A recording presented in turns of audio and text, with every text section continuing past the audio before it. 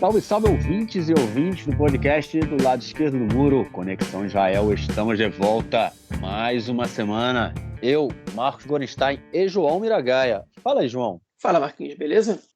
Beleza. Eu ia te responder como eu respondi na semana passada, né? Não sei como responder a sua pergunta, né? Porque no momento, né, nos dias em que estamos vivendo, dizer que está tudo beleza é meio complicado. Mas vamos levando, a vida segue, muita luta e vamos passar...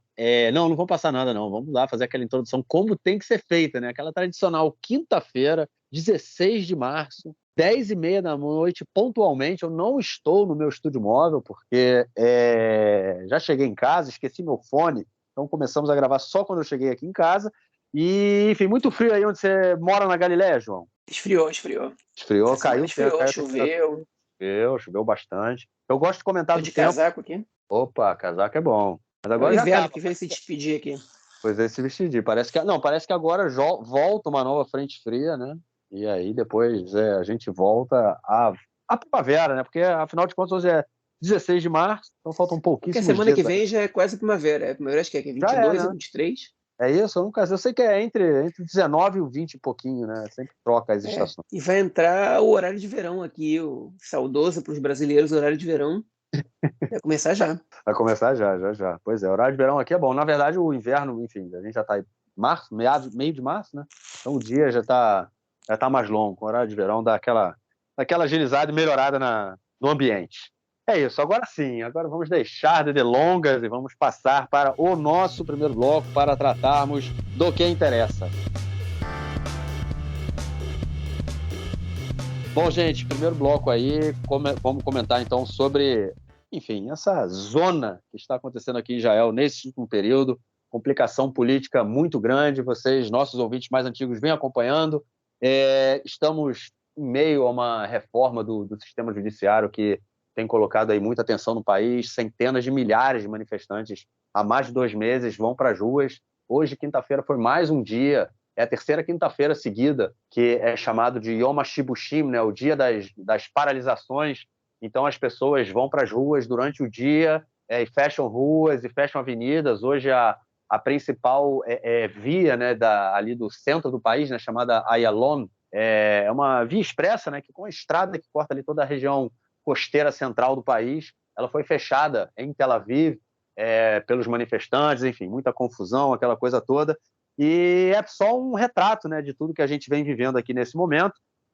E, enfim, a gente vai comentar, então, sobre justamente a questão das manifestações e da forma como a polícia vem trabalhando, vem se manifestando. Na semana passada, a gente teve aí uma questão um tanto quanto complicada, que foi o afastamento do chefe da polícia de Tel Aviv, né, depois de assim, vamos dizer assim, uma interferência, né, do ministro Itamar Ben-Gvir, né, o ministro da Segurança Nacional, que ele, na verdade, o chefe de polícia ele seria transferido já mais para frente, né, depois do Ramadã, daqui a 1 mês e meio mais ou menos, e o Ben-Gvir depois colocou uma pressão, ele fez com que o chefe geral de polícia afastasse o chefe de polícia de Tel Aviv no meio dessa confusão toda, e aí quem entrou na jogada foi a procuradora-geral do governo, do Estado, que falou que ele não poderia afastar, aconselhou que ele voltasse, né, na sua decisão e colocasse aí novamente o diretor-geral da polícia de Tel Aviv, o Avi Eshed, né, de volta no seu cargo, e assim foi feito.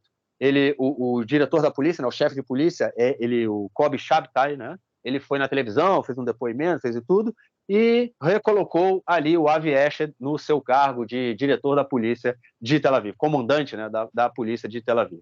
E o que isso gerou? Isso gerou aí muita queixa, né, do nosso Benito Gvir, que obviamente começou a falar tudo que ele tem que falar, vomitar tudo que ele tem que vomitar, né, e atacou sem parar, né, durante toda a semana, na verdade, a Procuradora-Geral do Estado, Barbie Miara. Galit Barbie Miara, né? João, o clima está cada vez mais quente, a gente tem muita tensão na rua, a gente vê aí que as instituições começam a dar uma rateada, uma gaguejada, porque dá uma incerteza muito grande, e a gente tem, no meio disso tudo, um piromaníaco, né, colocando fogo em tudo que ele vê pela frente. Pois é, Marquinhos.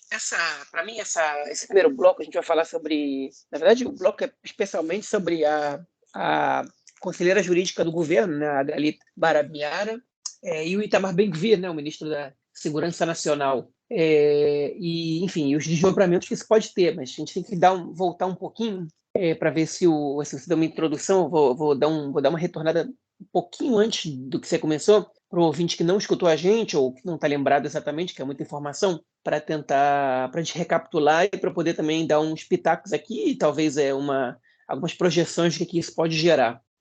Enfim, na semana passada, na verdade, há 2 semanas, o primeiro Yom HaShibushim que teve, a polícia foi muito violenta com os manifestantes.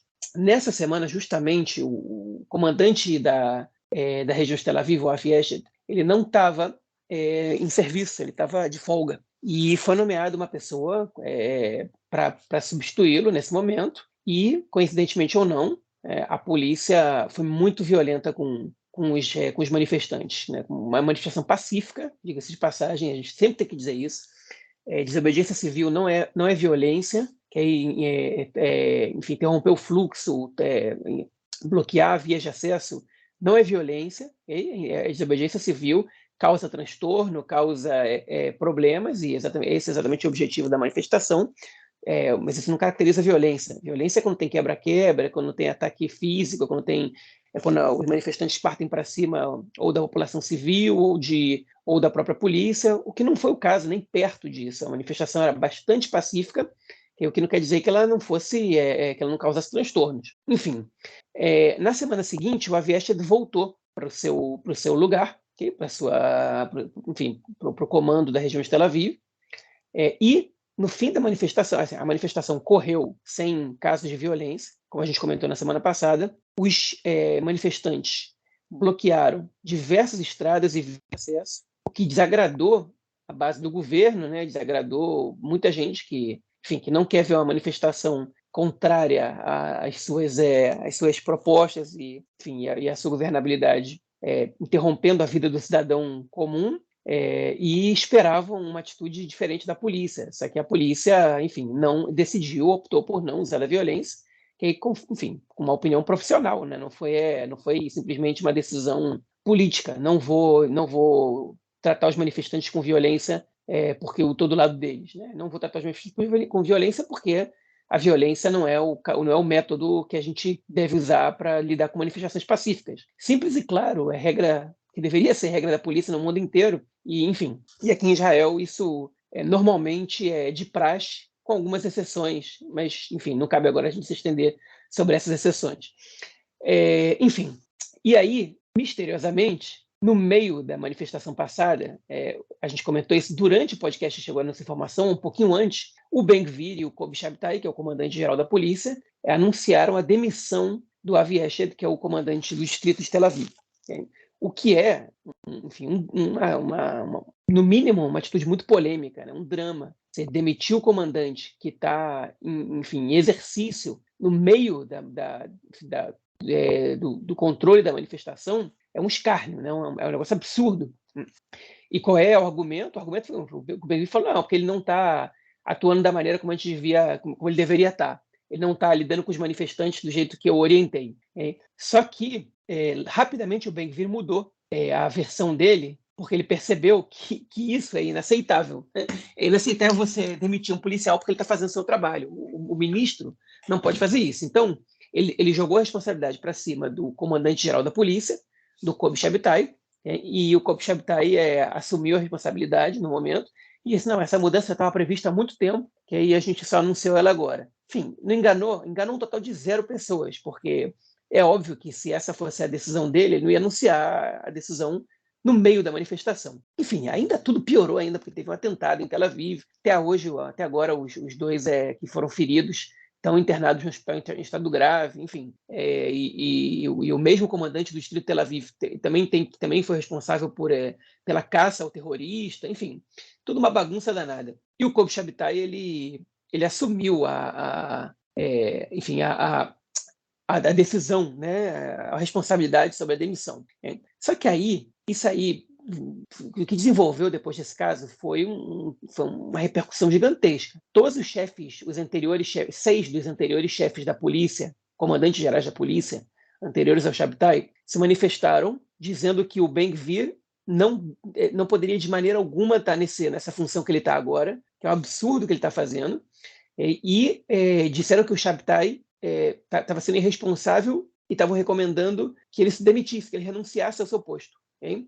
E aí o Shabtai decidiu se reunir com eles, e nessa reunião com eles, ele teria dito, né, porque, enfim, quem esteve nessa reunião disse para a imprensa que o Shabtai disse que a situação dele estava muito difícil, que era muito difícil trabalhar com o Ben-Gvir, porque o Ben-Gvir não respeitava as determinações da polícia, e que existe uma quantidade de intervenções do Ben-Gvir e da equipe dele política na atuação da polícia que são inconcebíveis. Por exemplo, exemplos que eles deram, tá? Não tô inventando nada aqui, não.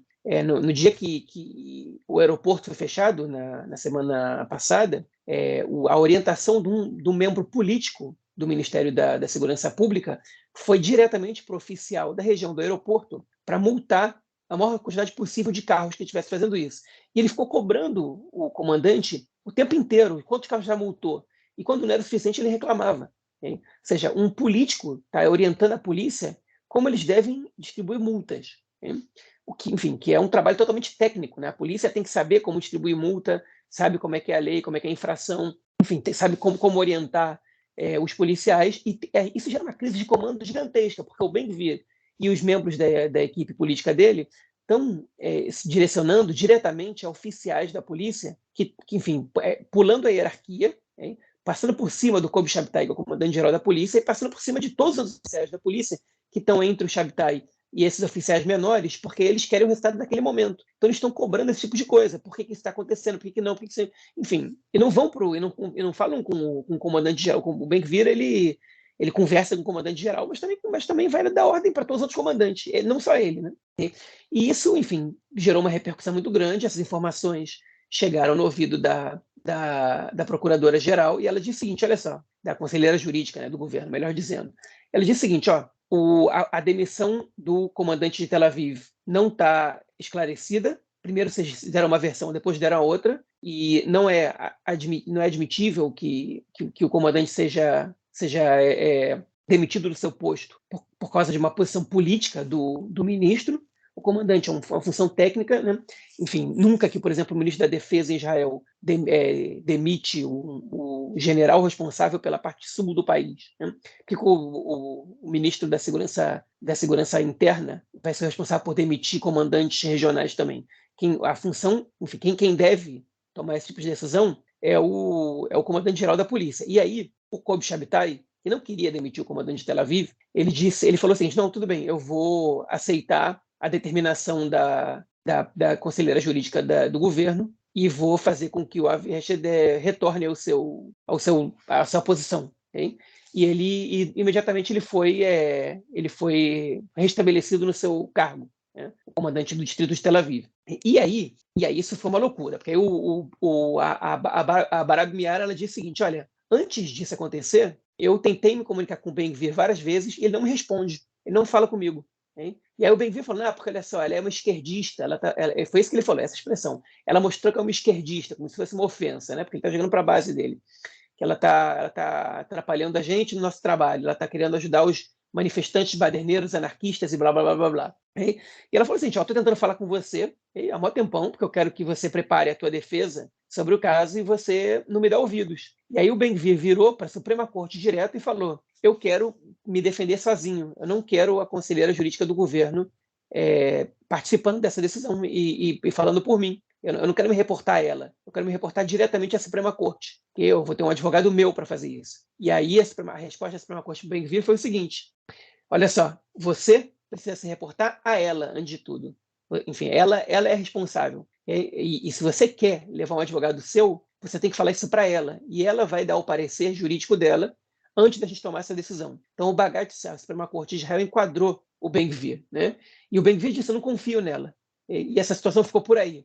Ficou por aí nada. Aconteceu mais coisa durante a semana. Mas, enfim, esse foi o momento até segunda ou terça-feira. Eu vou deixar o Marquinhos agora dar uma adiantada nos temas, porque aconteceu mais coisa desde então. Bom, só queria fazer um comentário, né, sobre essa questão toda. É impressionante, né, a forma agressiva e tratoresca, né, vamos dizer assim, que o Ben-Gvir tem atuado, né? Eu acho que essa semana ficou muito claro. Já era assim desde do parlamento passado, quando ele foi eleito deputado, né? Ele não era ministro, ele era deputado. E aí teve aquela confusão em Sheikh Jarrah e ele montou o escritório dele em Sheikh Jarrah e enfrentou, não sei o quê, enfim. Ali ele já mostrava a forma como ele ia fazer política, e agora como ministro das polícias, né? Ele está com uma força absurda e mostra realmente o tipo, né? Eu acho que o que ele fez essa semana mostra o tipo de país que a gente vai viver caso essa reforma passe, caso... enfim, um comentário que eu queria fazer mais para frente, mas eu acho que para a direita estar apresentando essa proposta agora é porque eles têm muita certeza que eles não vão sair do governo tão cedo, né? Até porque, caso essa reforma passe toda, eles podem também controlar as eleições. Mas, enfim, vamos dizer que, caso as eleições continuem, eles têm certeza que isso não vai mudar, porque caso a esquerda ou a oposição entre no governo daqui a 4 anos, ou caso o governo caia nos próximos meses, depois da reforma aprovada, eles podem perder tudo que eles tentaram construir com essa reforma, né? Eles vão estar na oposição com um sistema judiciário controlado por quem hoje está na oposição, né? Enfim, mas essa violência, como o Ben-Gvir vem atuando aí, eu acho que mostra o que vai acontecer por aqui caso eles continuem no poder e passem essa reforma que eles estão passando. Enfim, vamos continuar então nesse mesmo tema aí. A gente comentou agora, né, sobre o Kobi Shabtai, né, e toda essa relação dele aí com o Ben-Gvir, com, enfim, a procuradora e todo mundo. E, João, seguindo aí nessa crise, durante a semana, depois de várias tentativas do Ben-Gvir em entrar em contato com oficiais e tentar definir política, enfim, tentar interferir diretamente na atuação da polícia, né, como você explicou aí também na notícia anterior, o Kobi Shabtai, o chefe-geral de polícia, falou para os seus subordinados, né, para os outros chefes setoriais, ali, regionais, não atenderem, não falarem mais, né, com o ministro. Ou seja, o ministro tem que falar única e exclusivamente com o chefe de polícia e não com os subchefes de polícia, vamos dizer assim. É uma tentativa, né, João? Tentativa aí do Kobi Shabtai de tentar botar tentar manter o controle da polícia, né? Porque eu acho que é um pouco isso que o Ben-Gvir vem tentando fazer, colocar o caos, instaurar o caos e esvaziar, enfraquecer completamente a instituição, né? A polícia, no caso, e, enfim, e aí ele consegue controlar. E o Kobi Shabtai, né, que também é um cara que sofre muitas críticas aí de toda a cúpula da polícia por conta da carreira curta que ele fez, né, que ele teve até chegar aí como chefe de polícia, de acordo com a hierarquia e como funciona. Teriam outras pessoas que deveriam chegar ao cargo antes dele, mas ele foi indicado, ou seja, ele já tem um certo problema de relacionamento com o pessoal que está abaixo dele, e agora com essa dificuldade aí com o ministro, o que ele está tentando, né, é manter a polícia um pouco ainda sob o controle dele, né? Bastante, né? Na verdade, ele tá tentando retomar o controle que ele deveria ter, né, sobre os oficiais da polícia. Mas, enfim, o Kobi Shabtai, você lembrou bem, ele teve uma carreira curta na polícia antes de ele estar no lugar. Ele foi indicado pelo Amir Ohana, que hoje é o presidente da Knesset, numa indicação um pouco polêmica, porque era um governo interino, né? E ele queria indicar o Kobi Shabtai para ser o comandante. A gente ficou mais de 2 anos sem comandante-geral da polícia, porque a gente ficou em governos interinos, e o Mandelblit, que era o antigo conselheiro jurídico do governo, não permitia que o governo indicasse o comandante da polícia enquanto não fosse um governo eleito, né? Era um governo, enfim, que se prolongava porque a gente ia de eleições para eleições. Enfim, e aí o Kobi Shabtai foi indicado, era uma pessoa de confiança do Amir Ohana, né? A suspeita era que ele fosse um cara muito ligado à direita, mas enfim, até a direita não consegue suportar estar sob enfim, o controle do Ben-Gvir, né?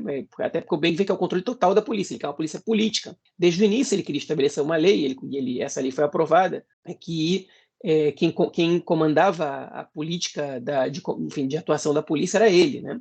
Só que isso tem limite, porque você não pode passar por cima de tudo que é a polícia e decidir o que você quer, né? E aí entra enfim, eu diria que a polêmica, né, nesse caso, ela se radicalizou e tomou enfim, tomou graus inacreditáveis, porque aí quando a Galit Barab-Miara, né, ela emitiu o parecer dela do porquê o Ben-Gvir não, na verdade, ele não pode se reportar aos oficiais, né?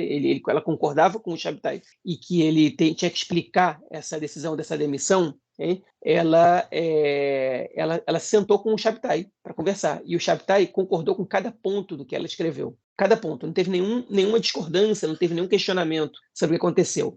E ele admitiu também na conversa para ela que o Ben-Gvir pressionou ele para adiantar a demissão do comandante de Tel Aviv. Hein? Então, enfim, ela começou a intervir nisso, e o caso vai parar na Suprema Corte. E aí o Ben-Gvir ficou tão irritado com essa situação toda que ele não pode orientar oficiais, que ela está jogando o Shabtai contra ele, etc. Não está exatamente jogando, ela só respaldou o comandante da polícia do jeito que o ministro não fez. Que ele agora, um pouquinho antes de gravar esse podcast, foi a público e pediu para o governo demitir a conselheira jurídica do governo. Diz o seguinte, a Barab-Miara não tem condição, ela está jogando contra o governo, ela é uma esquerdista, está a serviço da oposição e do governo anterior, e ela tem que ser demitida. Então é o seguinte, você tem um cargo que alerta o governo sobre o que pode fazer e o que não pode fazer do ponto de vista jurídico, que dá o parecer jurídico, e se ela não diz o que o governo quer escutar, você demite ela. Basicamente é isso, né? É a mesma coisa que o governo quer fazer com a justiça, né? com essa reforma. Se os juízes não dizem o que a gente quer, a gente vai lá e muda a lei para que o voto dos juízes não valha nada. Como essa reforma ainda não passou, o caminho que o Ben-Gvir tem é exigir a demissão dela. Né? Só que essa situação, ela pode dar a volta por cima, no caso da Barab-Miara. Quem pode acabar com a cabeça rolando aí é o Ben-Gvir. Por quê? Porque o Atnoa Lichut HaShilton, o movimento de controle de qualidade do governo, que é uma ONG, da sociedade civil, entrou com uma petição na Suprema Corte, alegando que o Ben-Gvir, ser ministro da Segurança Nacional, representa um conflito de interesses radical, brutal, extremo. Porque o sujeito que já foi condenado 3 vezes, que já foi réu, e continua sendo em alguns, de mais de 20 processos, que alguns ele foi absolvido, outros prescreveram, outros ele continua sendo réu, continua sendo investigado, sobre quem o Shabak, que é o sistema, que é o serviço de inteligência, disse que era o responsável por estar incitando os atos de violência judaicos contra os palestinos no ano passado, na época do governo anterior. Esse sujeito, de repente, assumir a polícia representa um conflito de interesses extremo, segundo o Atnoa Lichut HaShilton, né, o movimento de controle de qualidade do governo. E aí essa questão está rolando na Suprema Corte. Hein? Eles estão para avaliar isso. Eu não sei como uma decisão dessa ainda não foi tomada, porque no caso de decidir se o Aryeh Deri podia ser ministro ou não, eles tomaram a decisão muito rápido, né? Agora, sobre a decisão sobre o Ben-Gvir, eles estão enrolando, e essa é uma decisão que está definindo o que está acontecendo no país dia a dia. Okay? E aí é o seguinte, nessa briga do Ben-Gvir com a Barab-Miara, nesse abuso de poder que ele faz com a polícia, ele, enfim, acaba se expondo, okay? E ele pode botar essa cabeça a prêmio nessa brincadeira. E a Suprema Corte pode decidir que ele não é apto, que ele não é adequado que ele seja indicado para esse lugar onde ele está. E aí eles vão exigir, eles vão determinar que o Netanyahu tem que demiti-lo. Okay? E agora vocês imaginem a crise que não ia ser. Porque se o Netanyahu demite o Ben-Gvir, okay, a tendência é o governo implodir por dentro. Porque o Ben-Gvir exigiu esse cargo, mudou a lei para estar nesse cargo do jeito que ele queria, okay? E, de repente, chega a Suprema Corte, que é justamente o alvo do governo na reforma que eles estão tentando tocar, e exige que esse ministro seja demitido. O Ben-Gvir, okay, se isso acontecer, se isso vier a acontecer, ele vai exigir do Netanyahu que não respeite a determinação da Suprema Corte. Só que isso jamais aconteceu na história de Israel.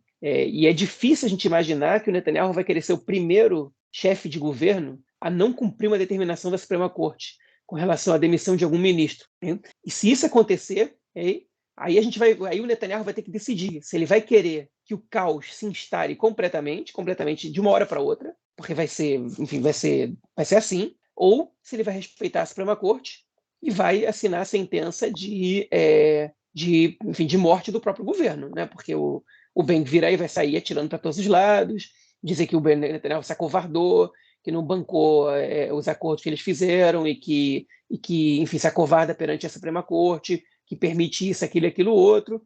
Enfim, e aí é tudo que ele precisa para sair do governo e se candidatar com um discurso forte para a base dele, né? e conseguir se reeleger com um número expressivo de cadeiras, ainda que isso possa representar que ele volte para a oposição. Okay? Então, politicamente, ele ganha em qualquer uma das duas situações, né? Mas o Netanyahu não.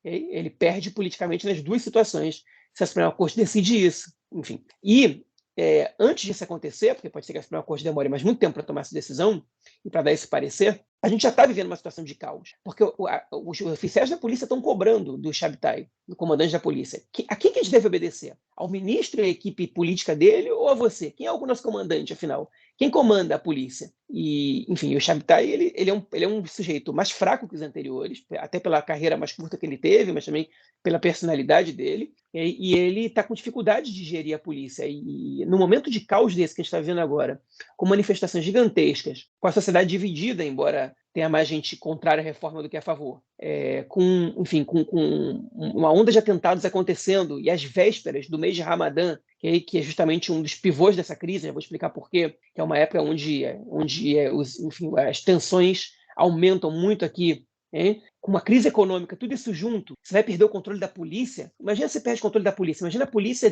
decidindo não seguir as determinações do ministro, ou a polícia, de repente, indo para o pau, para cima dos manifestantes, mais forte do que foi na semana retrasada. Isso é um caos que, se for instaurado, governo nenhum resiste. Ou você dá um golpe, ou você cai. E para você dar um golpe, você precisa de força. E essa força não vem só da sociedade, você precisa de força militar, da polícia. E os militares e a polícia, pelo menos os oficiais, eles não estão dispostos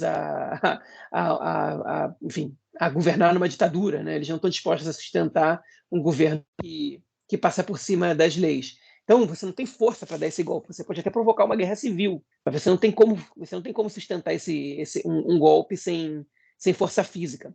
E eu acho que a polícia é justamente o ponto de desequilíbrio desse governo, que vai causar das duas uma. E essas são as minhas previsões. Eu posso errar, obviamente. Quem faz previsão sempre está sujeito ao erro e se expõe a essa possibilidade. Mas, enfim, esses são os cenários que eu estou vendo acontecerem.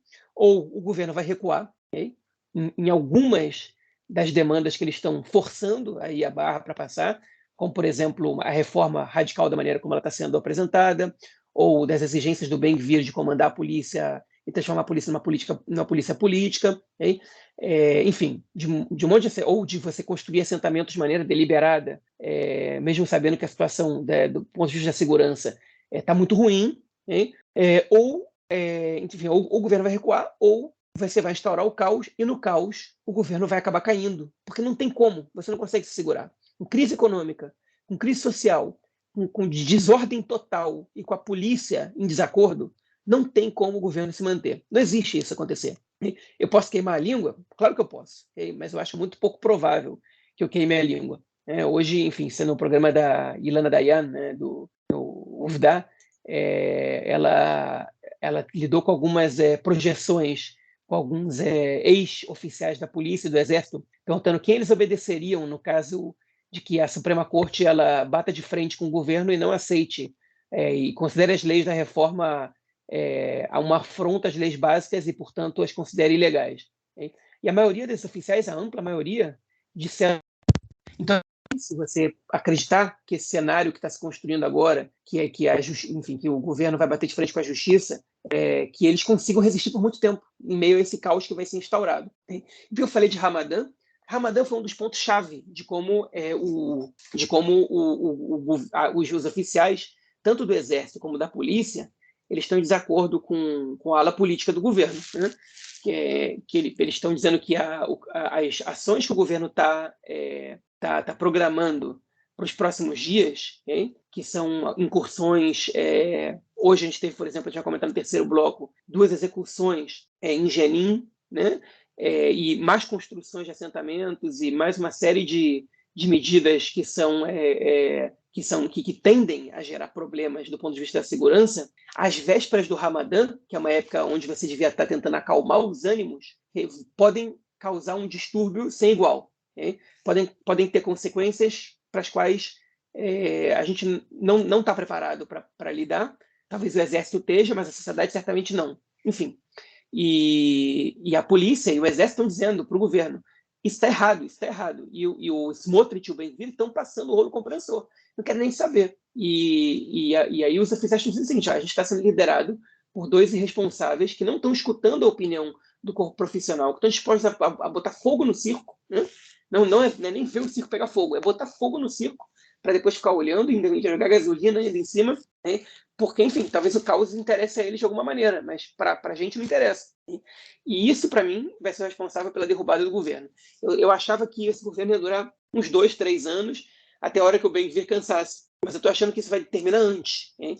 Porque o governo foi rápido demais com as mudanças que eles querem trazer. Enfim, e o governo ele tem no alto escalão pessoas totalmente responsáveis, né? Que não têm noção do que é governabilidade, inclusive, que estão interessados em atender somente a sua base, que não estão nem aí para o resto do mundo, e um líder fraco. O Netanyahu hoje não passa de um líder fraco, que não consegue controlar a sua própria base, enfim, e por conta disso ele vai acabar perdendo esse lugar. Essa é a minha previsão. Alguns podem achar que isso é wishful thinking meu, porque obviamente que eu quero que esse governo caia ontem, mas eu não consigo visualizar esse governo resistindo da maneira como eles estão atuando. E eu também não consigo ver esse governo atuando de uma maneira diferente, porque esse não é um governo que pode atuar de maneira moderada, né? Esse é um governo formado por radicais. E, enfim, um governo formado por radicais, ele age de maneira radical. E isso cobra um preço. Só complementando aí essas questões que você colocou sobre o Ramadã, né? O Ben-Gvir continua colocando muita pressão na polícia para derrubar casas de palestinos em Jerusalém Oriental, durante o período do Ramadã, inclusive, aí tem caído nas mesmas críticas, né? Foram colocadas aí no programa da Ilana Dayan, que realmente é isso, ele não tá preocupado com nada, ele está ali, meu irmão, olha só, o palestino está aqui, o palestino não tem que estar aqui, e vamos fazer o que a gente quer fazer, o que a gente acha correto tem que fazer, e passa o carro. Ele não tem preocupação, ele realmente é um cara irresponsável que eu só queria ver, assim, no caso, assim, a gente chegue a um clima de numa terceira intifada, né, que também se comenta muito, queria ver o que o Ben-Gvir ia fazer, cara, porque ele tem jeito de ser aquele cara que na hora que o bicho pega, ele bota o galho entre as pernas, ele foge, não sei. Enfim, mas eu acho que é um piromaníaco de qualquer forma, é um cara que não está realmente preocupado com absolutamente nada, é um messiânico completamente alucinado que está colocando fogo no negócio todo, e um cara extremamente perigoso, né? A gente comentou isso lá desde que ele foi eleito, antes de ele ser eleito, né? Quando o Bibi colocou ele de volta, né, no cenário político, aí, forçando ao Smotrich a fazer acordo, fazer coalizão com ele, né? Enfim, não me lembro nem mais em qual round eleitoral que foi, mas enfim, voltou à política por conta do Bibi e agora está aí. E pode, como se a sua previsão, né, João, se confirmar, ele vai ser o cara responsável por derrubar o Bibi. Agora, que você colocou essa questão da justiça não ter julgado ainda, né, se ele é apto ou não ao cargo, eu acho que pode ser talvez uma estratégia, né, porque se a justiça hoje, se o Bagatz hoje, ele determina que o Ben-Gvir não pode estar no cargo, ele pode gerar pode não, vai ser uma crise institucional muito grande. E talvez nesse momento não seja, o Bagatz não esteja sentindo que que eles ainda estão com a maioria da força. Então pode ser que eles estejam dando agora linha, né, dando corda aí para o Ben-Gvir se enforcar, e na hora que ele começar, ele tá pegando a corda, né? Todos esses ataques que ele tem feito ao sistema judiciário, a procuradora-geral, né, tudo mais, ele está puxando a corda, ele está ali, trazendo.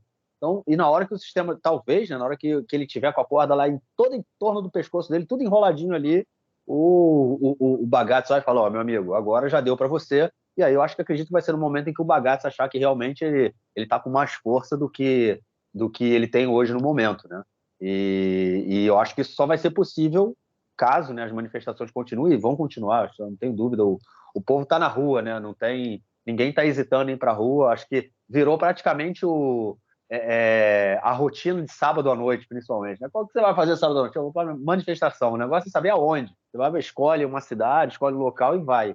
Né? Inclusive, uma coisa que eu duvido mesmo, que se fosse o oposto, né, a gente veria uma coisa dessas acontecendo com manifestantes da direita, o pai do Yariv Levin, do ministro da Justiça, né, que mora aqui na cidade onde eu vivo, ele morreu semana passada, essa semana, e aí, enfim, de acordo com a tradição judaica, né, da religião judaica, tem a primeira semana, é a semana em que as pessoas fazem um luto nas suas casas, né? As pessoas geralmente vão na casa da família e fazem um luto ali.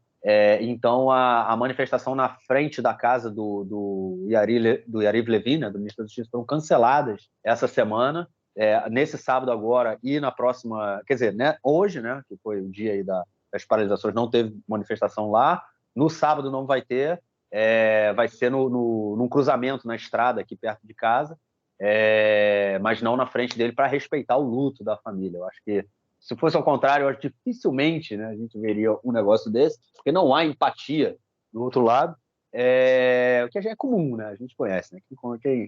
Os nossos ouvintes brasileiros estão por dentro desse tipo de coisa, dessa questão de empatia. Mas, enfim, eu acho que é um pouco do cenário que a gente vê aí e, como eu falei, eu acho que pode ser uma estratégia do Supremo Tribunal de tá dando a corda aí para ele se enrolar mais, porque ele realmente é o que ele está fazendo, né? Eu acho que, pelos ataques dele ao sistema, à procuradora, eu acho que já é, vamos dizer assim, uma quebra de decoro, né? Vamos dizer assim, eu acho que um ministro não pode fazer o que ele está fazendo. É um desrespeito ao Estado, desrespeito à instituição, enfim, respeito às regras básicas do jogo, né? Mas não dá para esperar realmente muito do Ben-Gvir. Uma coisa também que eu ouvi no rádio essa semana, ontem, tinha um representante dos ex-oficiais de polícia que já tiveram no cargo aí onde está o Kobi Shabtai. Eles foram muito críticos ao Kobi Shabtai em função de toda essa questão aí dele ter chegado muito rápido ao cargo e tudo mais, mas o entrevistador perguntou para ele, caso tenha uma decisão da justiça, quem é que o chefe de polícia tem que ouvir? A justiça ou o ministro? E aí o cara o ex-chefe, né, de polícia falou assim, não, sempre a polícia está do lado da lei, não importa quem é o ministro, a polícia tem que respeitar a justiça e não o ministro. Enfim, ele é um ex-chefe de polícia, né? Não sei até que ponto ele tem hoje força na polícia para garantir que isso aconteça caso essa crise aí que tá construída, né, ela continue se aprofundando. A gente realmente aí tem que acompanhar o que vem, acredito, pela próxima semana, né, porque pelo ritmo que as coisas estão acontecendo, tá realmente tudo muito rápido. Bom, vamos então ao nosso segundo bloco para continuarmos tratando dessas coisas que nos interessam. Bom, gente, a primeira notícia do bloco, vamos tratar aí da questão da reforma em si, atropelando, passando a boiada, aprovando as suas leis. Eu só queria dar uma explicação rapidinha e, antes disso, fazer um agradecimento ao nosso companheiro de conexão, Marcelão Treschmann, que mandei um áudio para ele deu uma explicação que, enfim, vou passar aí para vocês essa informação, porque a gente tem, nessa proposta de reforma que está sendo feita, a gente tem dois tipos de leis, né? As leis que têm sido apresentadas pelo governo, pelo ministro da Justiça, né, o Yariv Levin, e leis que estão sendo apresentadas pelo deputado Simcha Rothman, que é o presidente da Comissão de Justiça, né? Não vou chamar de Constituição e Justiça, porque não tem Constituição em Israel, mas, enfim, ele é o representante, é o presidente dessa comissão, e são duas leis que elas são apresentadas em processos diferentes, né? Quando a lei é apresentada pelo governo, ela vai para a comissão e depois ela não precisa ir para a comissão, porque ela vai para a comissão e depois da aprovação da comissão, ela passa direto para a votação em primeira votação, né? E depois, caso ela sendo aprovada na primeira votação, tem um período aí que caso haja algum conserto para fazer, alguma modificação em algum dos artigos da lei, feito, né? Essas mudanças são feitas, e depois a lei é votada em segunda e terceira votação. Geralmente, depois que a lei é aprovada na primeira votação, dificilmente ela não é aprovada, né? Ela só não será aprovada caso ela não seja apresentada novamente para a segunda e terceira votação. Essa é no caso de uma lei que é apresentada pelo governo. Uma lei que é apresentada pelo deputado, no caso, né, uma lei particular, ela passa por uma votação prévia, por uma votação primária, vamos dizer assim, antes da primeira votação.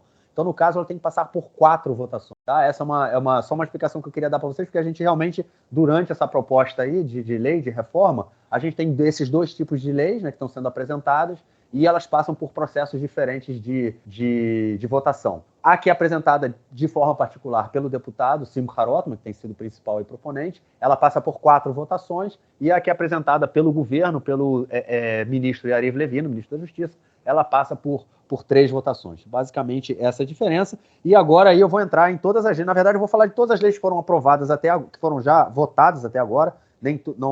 Nenhuma lei foi aprovada em terceira votação. A gente tem, primeiro, uma lei, né, a lei da escolha dos juízes, né, que é a lei mais polêmica, aí, que tem causado mais problema, que ela, no caso, pelo que está sendo apresentado nessa reforma, a coalizão ela vai ter o controle total aí, né, praticamente o controle total na escolha de juízes, né, e essa já foi aprovada na primeira votação. A gente tem a lei que foi aprovada essa semana, que é a Piscata Itkabrut, né, a lei da... João, agora como é que é a palavra que você usa para falar dessa... Parágrafo da superação. Parágrafo da superação. Esse é um nome, né, Parágrafo da superação. Que é uma lei que permite que, caso, né, quando a lei é aprovada, caso alguém apresente uma apelação, né, ao Supremo Tribunal de Justiça, o Supremo Tribunal de Justiça vai avaliar se a lei ela entra em choque com alguma outra lei ou não, né?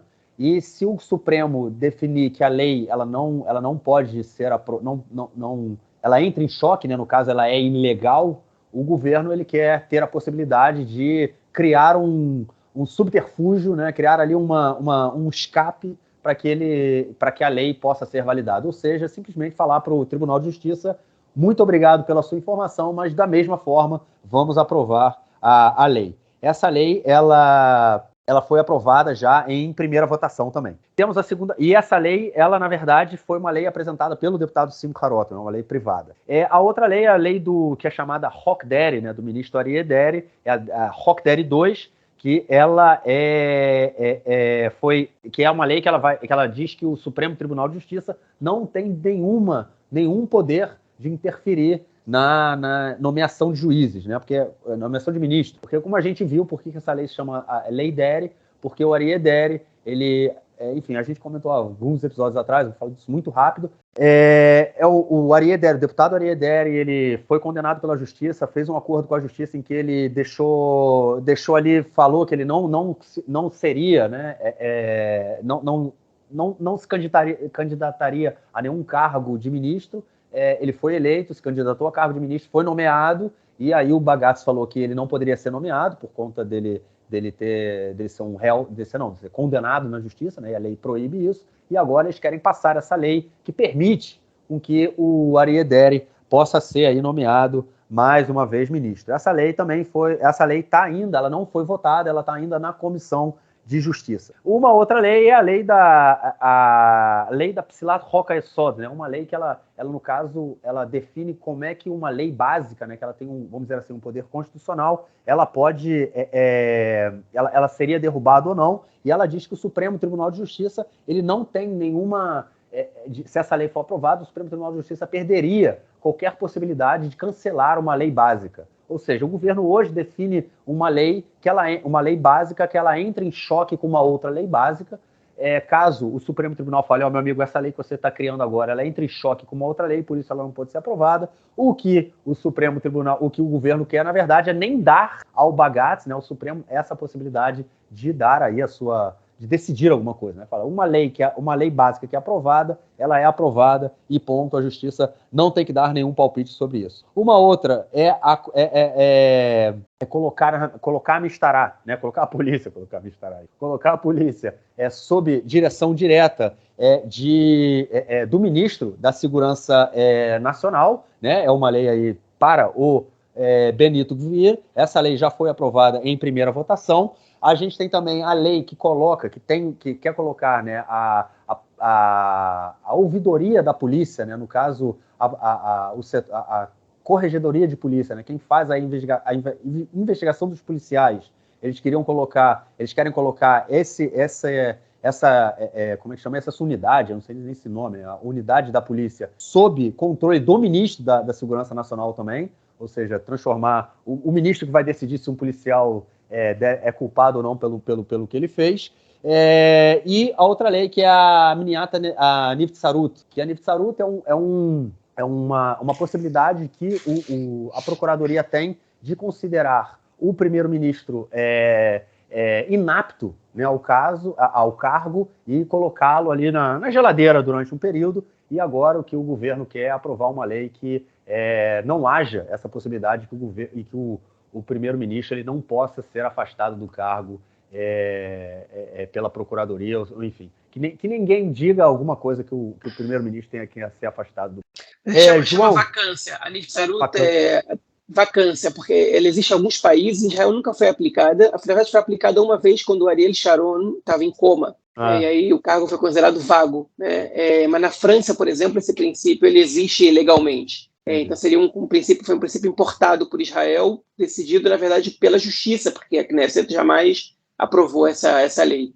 E antes de aprovar essa lei, a Knesset quer julgar que isso é ilegal. Pois é. Mas o que eu queria falar é o seguinte, cara. Eu tô vendo agora na televisão, tá passando aqui um manifestante não, né? Um pró-governo aí dando pancada nos manifestantes em Tel Aviv, uma mulher cuspindo nas outras pessoas, enfim. O pessoal aí não tá muito satisfeito com as manifestações na televisão. Mas o que eu queria falar é o seguinte, o governo tá passando a boiada, hein, João? A reforma continua andando, por mais que a gente veja aí todo mundo falando que tem que parar, que tem que conversar, o governo não tá nem aí. E a boiada passa. E não vai parar, né? Não vai parar até que alguém diga tem que parar, né? Por inércia eles vão continuar. Enfim, o Levin e o Rotman, eles querem que isso continue e estão com tudo, né? Enfim, não vou me alongar, você já explicou essas leis, mas eu vou entrar direto nos desdobramentos, né? Em virtude dessa iminente situação de que essa reforma pode passar em 2 a 3 semanas, que é a previsão mais mais pessimista, eu diria assim, né? Pelo menos segundo a minha visão, os líderes de alguns partidos da oposição, dos partidos judaicos, né? O Yair Lapid, do partido Yesh Atid, o Benny Gantz, do campo republicano, a Merav Michaeli, do Partido Trabalhista, e o Avigdor Lieberman, do Israel Nossa Casa, eles se reuniram 2 vezes essa semana, né? A primeira vez, eu vou comentar agora, e eles determinaram de que se as propostas de lei da reforma forem do jeito que estão sendo levadas à terceira votação, eles decidiram que, em conjunto, eles não participarão da votação, ou seja, eles vão abandonar o plenário e boicotar a votação, né? Que é uma maneira de você dizer que você simbolicamente, que você não reconhece a legitimidade dessa decisão. Essa foi a primeira notícia que a gente teve. Agora, enfim, somada a todas essas leis que você colocou, né, da reforma jurídica, o ministro do Ministério da Justiça, né, porque aqui em Israel tem isso, você às vezes faz um desdobramento do ministério para dar algumas funções para uma pessoa, né? O Dudi Amsallem, do Likud, um dos deputados mais polêmicos da Knesset, né, mais grosseiros, enfim, mais agressivos e ofensivos e antidemocratas, ele decidiu enviar à Knesset a proposta de lei sobre a qual em Israel se fala há muito tempo, que a gente chama aqui de lei francesa, okay? Que é uma proposta que diz que o primeiro-ministro em exercício não pode ser investigado, nem julgado, nem condenado, e nem o primeiro-ministro e nem ministros em exercício do mandato, okay? Porque isso, supostamente, atrapalha a governabilidade, gera um problema, porque o primeiro-ministro está preocupado com a situação, e se essa pessoa foi eleita pela população, a gente tem que exercer plena confiança nela e acreditar que ele não cometeu crimes e que, se no caso ele tenha cometido, quando ele deixar de ser ministro ou primeiro-ministro, essa pessoa vai poder ser investigada e eventualmente julgada e condenada. Enfim, o Netanyahu o tempo inteiro disse que ele não era a favor dessa lei, que não tinha nenhuma recomendação dele para o Likud para fazer essa lei. Quando ele era questionado, mas e se o partido mandar? Ele falou, mas eu não tenho controle sobre o que os deputados podem fazer, ou seja, está tirando o corpo fora, okay? Mas prometeu que não ia ter, e no final das contas o Dudi Amsallem foi lá e lançou. Okay? E o governo tem base para aprovar essa lei, e pode ser que ele aprove, né? E se ela for retroativa, pode ser que o Netanyahu ele deixe de ser investigado, deixe de ser réu na justiça. Okay? Eu custo muito acreditar que uma lei como essa que não seja vetada pela Suprema Corte. Okay? Seria mais prudente esperar a reforma para depois lançar essa lei, porque essa lei muito provavelmente seria vetada. Mas essa lei ser vetada pela Suprema Corte pode ser o objetivo do Dudi Amsallem. Pode ser que o que ele queira, na verdade, seja que a Suprema Corte vete isso para fortalecer a retórica dele contra a justiça. Bom, eu só queria falar que assim, você foi muito republicano. Como é que é a palavra? Memlarti, né? Para definir aí o Dudi Amsaren, cara. Você foi muito republicano. Bom, vamos então à nossa próxima notícia do bloco, que é a notícia da semana, né, João? Bombou. Saiu aí ontem, quarta-feira, a proposta do presidente Herzog. Enfim, o presidente colocou as manguinhas de fora, apresentou a sua proposta. Comentamos disso aí no episódio passado, né, João? Falamos aí que ele foi a público dizer que ele ia lançar a proposta, demorou quase mais uma semana para que a sua proposta saísse. Saiu na noite de quarta-feira e, João, todo mundo falou que, enfim, o próprio presidente falou que ele estava aí muito próximo de chegar a acordos, tinha consenso em muita coisa. E aí, assim que ele lança a proposta dele, 7 minutos depois, Netanyahu já estava falando que não dava, que aquilo ali não era nem um ponto de partida. Voltamos ao imbróglio e o nosso presidente não conseguiu o que ele queria, né? Eu sei, depende do que ele queria, né? A gente tem que tentar projetar os cenários, né? Agora, enfim, o presidente, na verdade, ele não é uma autoridade para intermediar negociações entre a coalizão e a oposição. Mas ele pode assumir essa tarefa, uma vez que ele está num cargo neutro, né? Supostamente republicano, e ele pode assumir esse papel, essa tarefa, essa função. E ele, no caso, está tentando intermediar, mas ele estava fazendo uma simetria entre os dois lados até agora, enfim, e blá, blá, blá, e está tentando chegar no acordo. E aí eu acho que ele percebeu duas coisas. A primeira, que acordo nenhum vai ser costurado a portas fechadas. Ele precisa levar as coisas a público para forçar as coisas. E a segunda coisa que eu acho que ele entendeu é que se ele apresenta uma proposta de acordo que favorece ou que é neutra, né, que é um meio do caminho entre a proposta da reforma e o que é a oposição, a oposição não vai comprar essa ideia dele e o governo dificilmente também vai.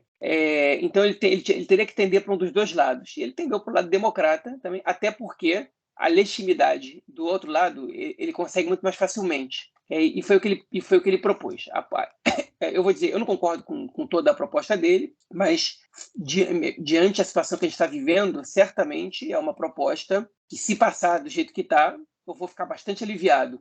Hein? E a oposição entendeu a mesma coisa, com exceção do Lieberman. O Lieberman falou, não gostei, mas eu estou disposto a conversar sobre as bases dessa moção presidencial, né? Uma moção presidencial, Mitveh Anassi. Os outros partidos da oposição, os partidos judaicos, os partidos árabes, não vi o que eles acharam disso. Eles elogiaram a iniciativa, disseram que, obviamente, que não estão de acordo com todos os pontos, né, mas que aceitam, né, que o presidente tomou uma atitude responsável e que vão com ele. Mas a oposição detonou a proposta do presidente. E por que a oposição, a coalizão detonou a proposta do presidente? Por que eles detonaram a proposta do presidente? Porque ela não dá para o governo os principais pontos da reforma que eles querem, né? Que é sucatear a Suprema Corte, afastar a conselheira jurídica do governo de ser uma pessoa responsável por decisões judiciais, né? E na comissão responsável por nomear juízes, os políticos da coalizão não seriam maioria, basicamente por isso. Hein? E então ele está tendendo à oposição. E por que ele está tendendo à oposição? Porque ele sabe que se a oposição está com ele, aos poucos ele pode conseguir convencer o governo a fazer concessão. Mas se o governo estivesse com ele, e o governo estiver numa situação de força, o governo não vai fazer concessão nenhuma. Enfim, é mais difícil que o governo faça concessões. Então, a concessão tem que ser a base. E é com base nisso que ele quer começar. Só que aí, enfim, ele foi muito atacado. A Miri Regev, ministra dos transportes, disse que isso não é a moção do presidente, essa é a moção da presidente, né? No caso, é a presidente da Suprema Corte. Enfim, ele foi atacado por vários lados e tal, mas enfim, no fim das contas, ele está tentando, que ele também está pensando na carreira política dele como presidente e depois que terminar, quem sabe o que ele vai ser. O que ele propôs? Basicamente, ele propôs o seguinte: em relação à comissão de nomeação de juízes, ele propôs que aumentasse um pouquinho a quantidade de representantes da coalizão, mas eles não seriam maioria, eles seriam 4 de 7, que seriam 3 ministros e um deputado. Teriam outros 2 deputados da oposição 3 juízes da Suprema Corte, a presidente e 2 indicados por ela, e 2 juristas eleitos pela presidente da Suprema Corte em conjunto com o ministro da Justiça. Isso não daria a maioria automática, e para nomear juízes tem que ter a aceitação de 7 dos 11 membros dessa comissão. Só aí já não gostaram muito. Também, obviamente, ele também tocou no tema da representatividade. A comissão deveria ter pelo menos 4 mulheres e um árabe entre os seus membros. E, enfim, e o juiz, para ser nomeado, necessariamente ele precisava ter a concordância da Suprema Corte. Ou seja, mesmo que tivesse 7, sem o voto dela, o juiz não seria nomeado. Ele também propôs a criação de uma lei básica à legislação. E essa lei básica, ela estabeleceria algumas coisas. Entre essas coisas, ela estabeleceria essas regras que eu vou dizer agora. Para que o governo possa votar uma lei básica, que é uma lei com caráter constitucional, hoje em dia você precisa só de 61 deputados, nem 61. Você precisa de maioria, né? 57 a 52, você já votou uma lei básica. E tem o seguinte, essas leis básicas não podem ser votadas assim, são leis constitucionais, então hoje em dia a Knesset ela tem uma leitura prévia, né, uma votação prévia, e depois outras 3 votações para qualquer lei passar, e ele quer que uma lei básica tenha uma votação prévia com outras 4 votações, okay? Sendo que a prévia e as 3 primeiras tem que ter um mínimo de 61 votos, e a última leitura tem que ter no mínimo 80 votos e ser votada na Knesset seguinte, ou seja, depois de eleições. Se for uma lei responsável por modificar regras eleitorais, tem que ter no mínimo 80 votos. Ele também estabelece que todas as leis básicas existentes vão ser mantidas. Enfim, ele dá realmente o caráter constitucional para essas leis básicas. Ele diz o seguinte, você quer mudar uma lei com caráter constitucional, você precisa ter uma maioria de 2/3 da Knesset, o que assim, funciona na imensa maioria das democracias liberais do mundo. Então, é bastante coerente. Sobre intervenção judicial, ele estabelece o seguinte: hoje a Suprema Corte pode, com qualquer maioria, decidir que uma lei é inconstitucional baseada numa lei básica. Ele diz que para que uma lei seja considerada, para que a Suprema Corte possa vetar uma lei e dizer que ela não é constitucional, ela precisa de pelo menos 2/3 da Suprema Corte em acordo com isso. Okay? Ou seja, não basta uma maioria assim. A Suprema Corte não vai ter direito a intervir em leis básicas. Não pode alterar nem cancelar nenhuma lei básica. Ou seja, 2/3 da Knesset já votaram nessa lei básica, então a Suprema Corte não tem o direito de decidir nada sobre ela. Okay?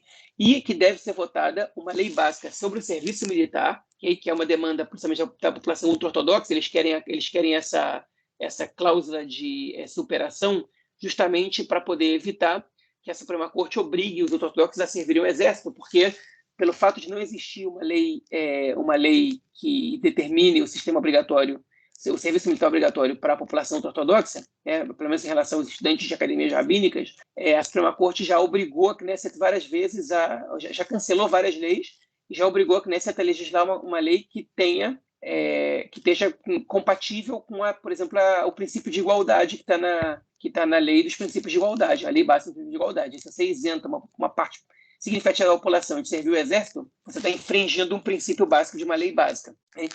Então, na moção do presidente, diz o seguinte: essa lei básica vai ser votada, o serviço militar tem que ter um pleno acordo e a Suprema Corte não vai poder intervir nunca mais nisso. E sobre a cláusula do bom senso, da razoabilidade, os juízes não poderão usar esse precedente para julgar nomeações políticas, okay? Ou políticas de governo, que é uma demanda da coalizão, okay? E ela só vai valer para decisões pequenas de ministros, okay? E vai valer para decisões de outros poderes. Então, essa cláusula da razoabilidade, que é a mesma que afastou o Ariadne do cargo de ministro agora, né? Que a Suprema Corte não permitiu que ele fosse ministro, se baseando nesse princípio jurídico. E, por último, em relação à conselheira jurídica do governo, okay? Ela teria um mandato de 6 anos. Um ministro, ele não só conselheira jurídica do governo, cada ministério tem um conselheiro jurídico também, que tem poderes jurídicos, além de dar o seu parecer. O ministro ou o primeiro-ministro, né, eles podem afastar o conselheiro jurídico, mas eles têm esse afastamento tem que passar por uma comissão. Ele não explica como deve ser essa comissão. Mas enquanto esse conselheiro jurídico estiver no poder, estiver no seu cargo, o seu parecer jurídico deve ser obedecida pelo Estado, ou seja, eles não podem ignorar. Então, por exemplo, se a essa conselheira jurídica agora do governo, diz que o Ben-Gvir não pode demitir o comandante de Tel Aviv, ele é obrigado a obedecer a determinação dela, segundo a moção do presidente. Enfim, essas foram as propostas que ele fez. Okay? Para mim, parecem bastante razoáveis. Tem um ponto aí ou outro que eu não concordo, né? Mas, enfim, eu acho que dentro da democracia israelense isso é razoável, resolveria uma série de problemas, especialmente da questão das leis básicas. Né? Em relação à nomeação de juízes, muda muito pouco, um sistema que eu acho que já está bastante equilibrado, que permite que o judiciário israelense seja bastante independente. Eu achei que, para mim, nem como princípio, eu acho que essa moção presidencial deveria ser aprovada, né, do jeito que ela está. Mas o governo não quer. Né?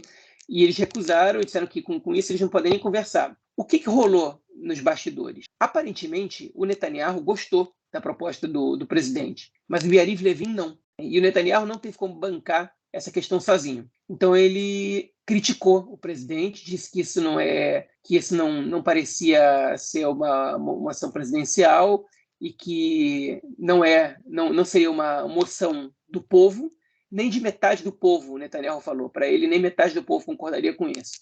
Do que eu acho que ele está equivocado. Mas, enfim, eu acho que ele sabe que ele está equivocado nisso também. Mas que não é exatamente o equívoco, né? A parte da retórica dele. No fim das contas, okay, o governo está recusando até debater esse ponto. E aí o presidente Herzog foi aos meios de comunicação e disse o seguinte, olha, isso aí que eu apresentei são as bases, não tem que aceitar do jeito que está. Mas, enfim, agora o governo não quer negociar. Só que o negócio é o seguinte, o presidente é o último elo de ligação que o governo vai ter para poder estabelecer um diálogo com a oposição, caso eles queiram chegar num consenso. Okay? Um acordo, né? Consenso acho que não vai ter, mas um acordo sobre a reforma judicial. E queimar essa ponte é praticamente queimar a última ponte. Okay? E se bem o governo não está interessado num consenso, setores do governo importantes, quem está tocando essa reforma não está interessado nisso, eu acho que eles não podem eliminar essa possibilidade. Okay? Então, eu imagino que essa moção presidencial ainda vai ser debatida. Ele não apresentou e vai morrer por aí. Ela ainda vai ser debatida. Né? E a oposição está disposta a debater. E aí eles dizem, porque o presidente conversou com a gente da coalizão e tal, e no final das contas não escutou, não levou em frente nada que a gente falou, e a oposição que nem quer conversar, ele faz uma proposta que agrada a oposição. Enfim, isso aqui também, o governo também não topou em nenhum momento interromper o processo para debater. Né? Então, tem tudo isso deve ser levado em conta. O que vai acontecer com isso? Enfim, a gente vai saber nas próximas semanas, mas eu duvido que isso morra aí. Pode ser que ele faça algumas alterações, mas eu acho que sem diálogo ele não vai fazer alteração nenhuma. Ele vai submeter as alterações ao princípio de diálogo. E ele também exige que, para que esse diálogo possa acontecer, o governo interrompa imediatamente a legislação dessa reforma. E isso é o que está perigando não acontecer a tempo dessa negociação poder surtir algum efeito. Bom, acho que você já tocou aí toda a questão da proposta que ele colocou aí, que o presidente colocou. Só queria então já complementando no que você colocou no finalzinho da sua fala, né, sobre o Bibi ter falado que as pessoas, nem a metade da população concordaria, enfim, com a proposta do presidente. Então, hoje no canal 11, né, no canal público, saiu uma pesquisa, eles também deram uma pesquisa de mandatos, eu não vou nem comentar aí pesquisa de mandato, mas eles fizeram uma pesquisa perguntando sobre a questão justamente aí da proposta, como você chama? Da moção, né? Moção do presidente, que tentou intermediar aí. Então, assim, na pesquisa que saiu hoje, que foi feita ontem a pesquisa, né? Saiu hoje, deram resultado, 36% apoiam a proposta do presidente e 24% são contra, 40% falaram que não sabem, não são nem contra nem a favor do que o presidente colocou. E também diz que 23%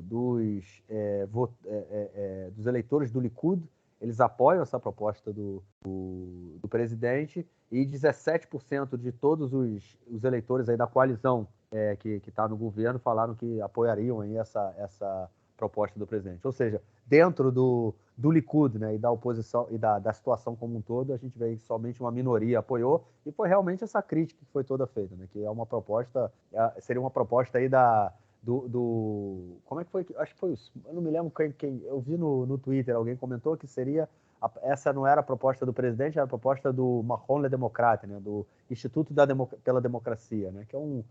Foi o Amit Segan que foi o Amit Segan. Isso. Foi exatamente isso. Eu compartilhei lá no nosso grupo, exatamente. O Amitos, né? O Amit Segal, que está aí muito preocupado, jornalista que está muito preocupado aí com o que está acontecendo, porque ele não pode ver o mestre, o mestre não, uma palavra mais bonita, o guru político dele, Benjamin Netanyahu, sofrer essas injustiças que ele vem sofrendo. E também tem que falar do David Bitan, né? O David Bitan, que é eu comentei dele, né? Foi exatamente, ele manteve essa postura dele.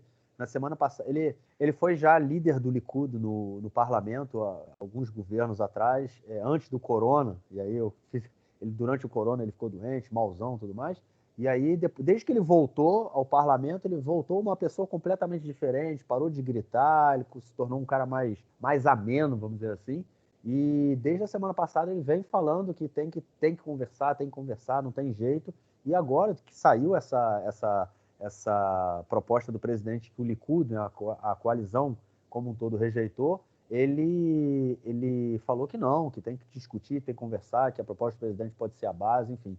É interessante ver que isso primeiro, a gente sempre ouve, né, de setores do Likud que estão descontentes não só com a questão da reforma, né? Essa questão é muito, muito antiga, né? O controle que o Netanyahu tem no Likud é um controle meio stalinista da parada, né? Tipo, devoção ao cara, o cara faz o que quer da parada, do partido, todo mundo vai ali atrás do líder, né?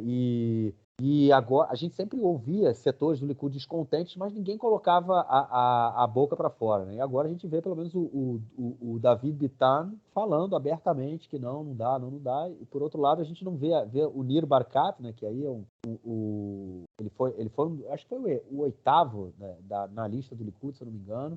Ele já foi prefeito de Jerusalém, um mega milionário aí do mundo do high-tech, vem sofrendo pressões enormes, né, desse setor aí da economia israelense, e ele ainda não foi nem a público para dizer que tem que conversar, que tem que falar, né? Ele ainda está se mantendo calado agora. Há 2 semanas ele quando essa pressão está muito, muito forte em cima dele, ele foram entrevistá-lo e tudo mais, mas agora, desde então, ele sumiu, né? O que boa parte dos deputados do Likud tem tentado fazer, na verdade, durante esse período é se esconder, né? Estão deixando... Tem alguns que têm aparecido muito, mas boa parte das pessoas estão tentando ficar quietinhas no canto deles ali e deixar quem tem que se queimar na fogueira na frente. Bom, é isso. Vamos então ao nosso próximo bloco para tratarmos de questões da política externa essa semana.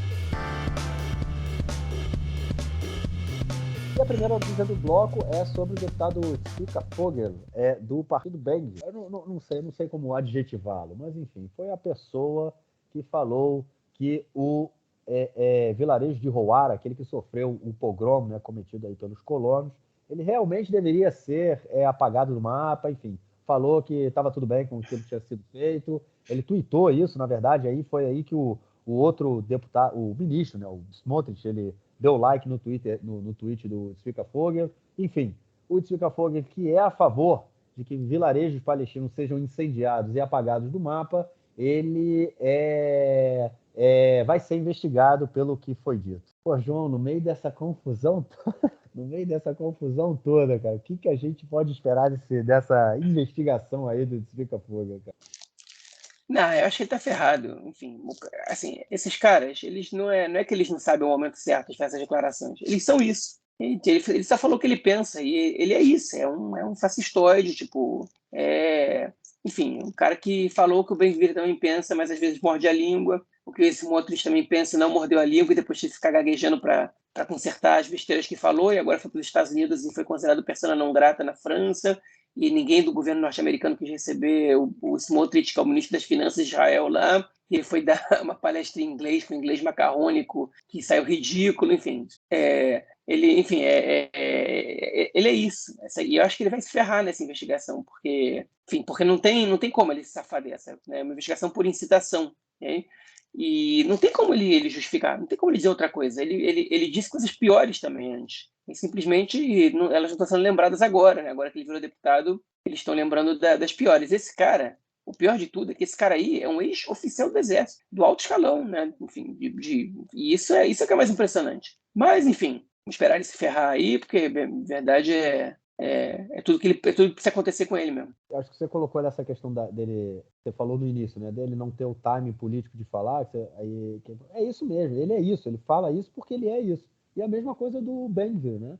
Eles não estão preocupados com timing político, não estão preocupados com nada. O negócio deles é o caos, é a baderna, e para que eles possam controlar com a ditadura que eles acham que tem que estar no... Bom, vamos então à nossa próxima notícia, que é sobre nosso queridíssimo primeiro-ministro, Benjamin Netanyahu, que abriu aí a Bibi Tours, é isso aí, semana passada, Netanyahu foi à Itália, apesar, né, de não ter nenhum piloto que quisesse ter levado ele, acabou indo, e agora foi a Berlim, é isso aí, Netanyahu foi a Berlim, esteve hoje em Berlim, conversando aí com chefes de Estado, desistiu de levar a Sara, hein, ô João? Ele ia levar a Sara, falou, não, vou sozinho dessa vez, foi a Berlim, os manifestantes ameaçaram mais uma vez, ameaçaram não, foram lá, né, em tentar complicar a vida aí do Netanyahu para chegar ao aeroporto, mas o Netanyahu foi a Berlim conversar aí com os seus pares alemães. E aí, mais uma visita do Bibi Tours, né, cara? Recebeu crítica do lado de lá, hein?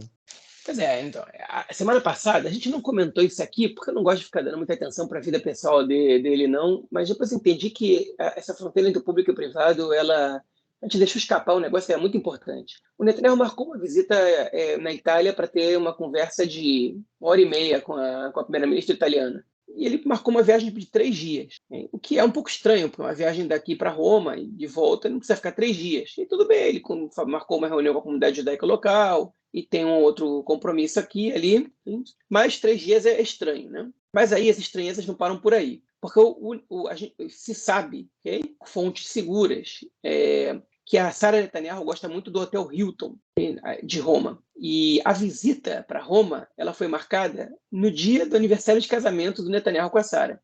E o Netanyahu queria ficar no Hilton, mas a segurança do primeiro-ministro disse que o Hilton não era um hotel seguro por causa do trânsito que os hóspedes podem ter de andar para andar, e que isso era um problema. Então, o que o Netanyahu fez foi reservar 60 quartos no Hotel Hilton de Roma, com um gasto de $820 mil das contas públicas em Israel. Levou, obviamente, a sua esposa, Sara Netanyahu, e os convidados para estarem nesses quartos eram amigos deles. Ou seja, ele pagou o aniversário de casamento dele, a comemoração de aniversário de casamento no hotel que a Sara Netanyahu gosta, em Roma, com dinheiro público. Um escárnio total isso, é um negócio absurdo que está acontecendo.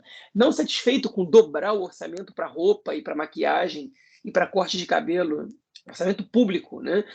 O número de funcionários que trabalham na residência oficial, tudo isso, ele ainda marca um aniversário de casamento com um gasto público gigantesco, num hotel 5 estrelas em Roma, inventando uma visita oficial para isso. E aí ele volta para Israel e um pouquinho depois ele vai a Berlim, que é onde ele está lá. Ele está lá agora, né? Nessa quinta-feira que a gente está gravando, o Netanyahu está lá em Berlim. Hoje mesmo ele se encontrou com o Olaf Scholz, o primeiro-ministro alemão, o chanceler alemão, deram uma declaração conjunta, enfim, mas para a Alemanha ele tinha um objetivo de viagem mais certeiro e mais importante. Ele está negociando um sistema de defesa com o governo alemão, que Israel quer adquirir, hein? E também quer conversar com o governo da Alemanha sobre pressões sobre o Irã. Enfim, que o governo alemão é social-democrata, não é mais a Angela Merkel, e com quem o Netanyahu não se dava bem, diga-se de passagem, e ele está querendo cativar o novo governo alemão para apoiar a insensável luta de Israel contra o armamento, enfim, contra o desenvolvimento da indústria nuclear iraniana, né? Enfim.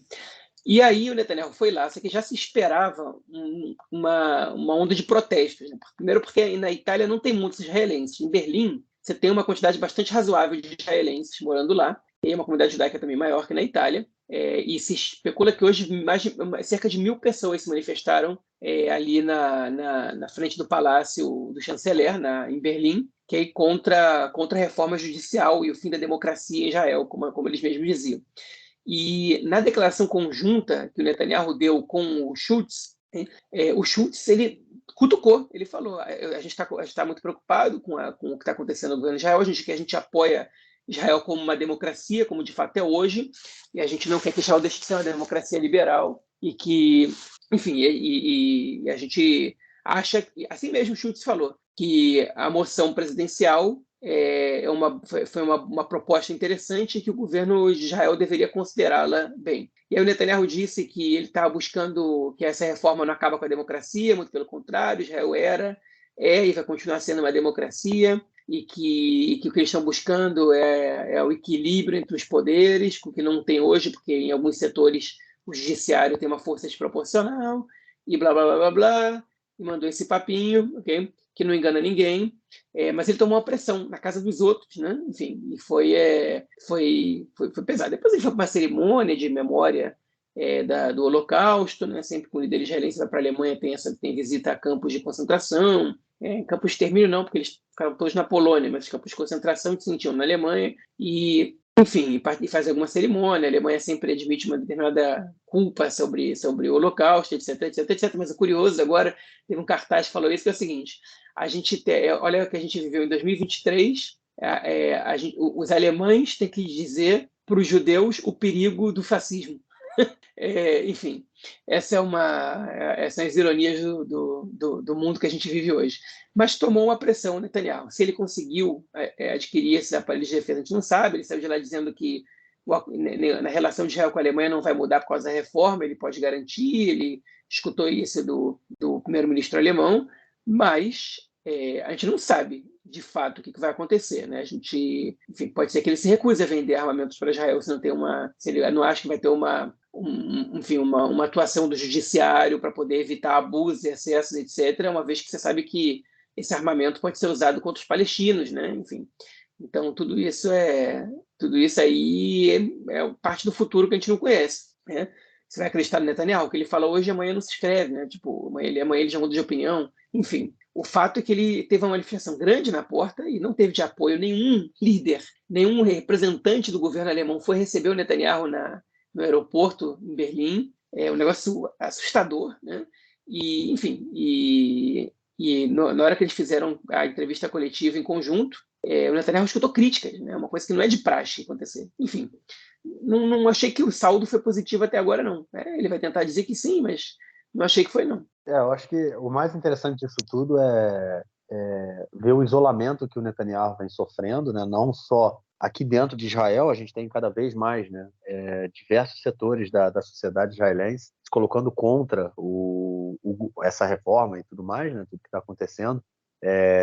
Cada vez mais cresce o número de reservistas falando que não vão continuar no serviço de reservista, né, caso essa proposta seja aprovada.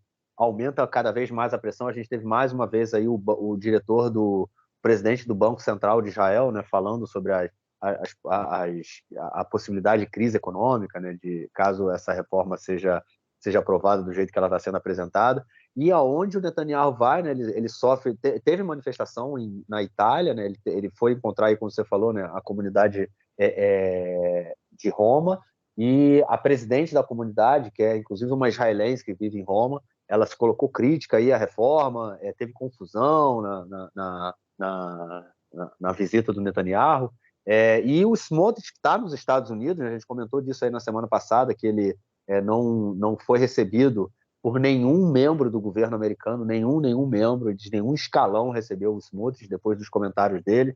Ele pediu desculpa, falou que enfim, que não é isso que ele pensa, que ele pede desculpa e tudo mais. Ninguém acredita nele, né? Acho que não. Enfim, ele é o que é, né? Como você colocou lá. Isso é o Smotrich. Quando ele falou que perguntaram para ele, né? Por que ele colocou por que ele deu like no Twitter do Fogel, né? Dizendo que Hawara deveria ser queimada. Ele falou, porque eu acho que Hawara não queimada, né? Apagada do mapa. Ele falou, porque eu acho que Hawara tem que ser apagada do mapa. E é exatamente isso que ele acha. Ele pode pedir desculpa o quanto que ele quiser. Eu não acredito nas desculpas dele. E o governo tem se isolado por conta disso tudo, né? Eu acho que depoimentos do ministro de qualquer ministro, né? No caso o ministro das Finanças e o ministro da Ocupação, eles mostram uma preocupação, dão uma preocupação muito grande aí para qualquer membro, qualquer chefe de governo, de Estado, acha preocupante essa forma como o governo israelense está se posicionando, e ao isolamento. A gente está vendo o isolamento tanto interno quanto o isolamento externo, né? Israel começa a ficar numa situação um tanto quanto complicada, E por conta disso, vamos emendar então na nossa próxima notícia, que é a notícia sobre a aproximação, né, entre o Irã e a Arábia Saudita, dois inimigos aí que só tinham o Golfo Pérsico, né, separando os dois países, duas potências aí regionais aqui do Oriente Médio, o Irã quase chegando à sua bomba atômica e a Arábia Saudita louca para ter uma bomba atômica, chegaram a um acordo aí de normalização das relações, normalização não, né, porque eles estavam em guerra, agora eles voltam a ter uma relação diplomática entre o Irã e a Arábia Saudita.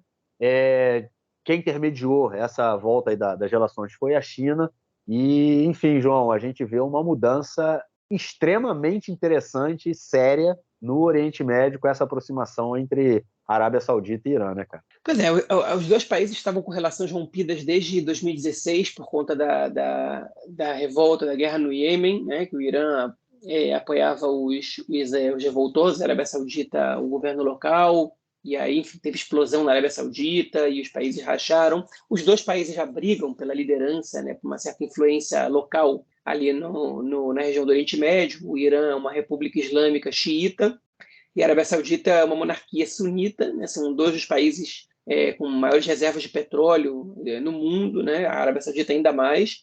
E a Arábia Saudita, enfim, é aliada dos Estados Unidos e o Irã é mais próximo da Rússia, né? A China faz negócios igualmente com os dois, mas enfim. Então, a Arábia Saudita tem uma coligação própria que inclui os Emirados Árabes, o Bahrein, a Jordânia, de certa maneira o Egito, enquanto a Síria, perdão, o Irã ele está eventualmente com o Iraque, né? O Iraque depende de como é que está a situação lá, com a Síria, né? com Hezbollah no Líbano, enfim, são cada um lutando por uma influência maior. O Iraque é um dos pontos de disputa dos dois, né? O Iêmen também, Bahrein também, né? O Bahrein também rompeu com o Irã e os Emirados Árabes também, e eles estavam disputando um com o outro, e essa disputa com o Irã é justamente o que afastou, por exemplo, Israel, perdão, é o que aproximou, por exemplo, Israel dos Emirados Árabes Unidos e do Bahrein, né? E que poderia ter aproximado Israel também da Arábia Saudita, mas que até agora não aconteceu.